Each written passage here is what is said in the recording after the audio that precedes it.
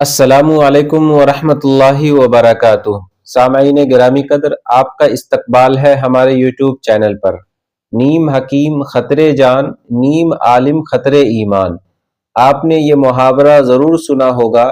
یہ محاورہ انجینئر محمد علی مرزا پر بالکل فٹ بیٹھتا ہے۔ انجینئر نے نہ تو ٹھیک سے انجینئرنگ کی پڑھائی پڑھا اور نہ ہی ٹھیک سے دینی تعلیم حاصل کیا۔ اس کی مثال دھوبی کے اس گدھے کی طرح ہے جو نہ کسی گھاٹ کا رہا اور نہ ہی گھر کا رہا۔ سامعین، انجینئر ایک مسئلہ بتا رہا ہے، پہلے آپ یہ مسئلہ سماعت فرمائیں۔ جس موبائل پر اسلام 360 یا قرآن پڑھا جاتا ہے، اس موبائل کو ٹوائلٹ میں لے کے جانا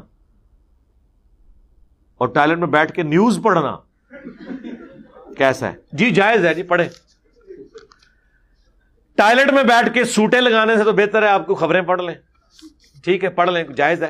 باقی وہ ٹوائلٹ میں آپ لے کے جا سکتے ہیں، اس کے اوپر وہ والا حکم نہیں لگے گا، ورنہ تو حافظ قرآن بھی ٹوائلٹ میں نہیں جا سکتا، مصحف آپ نہیں لے کے جا سکتے۔ ناظرین، انجینئر نے اپنے ماننے والے کو ایک ٹکٹ پر دو چیزوں کا سیر کرا دیا۔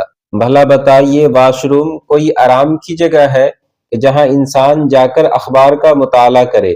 انجینئر کے اسٹوڈنٹس اسے غلط ماننے کے بجائے اسے صحیح سمجھ لیں گے اور واش روم میں جا کر اخبار پڑھیں گے۔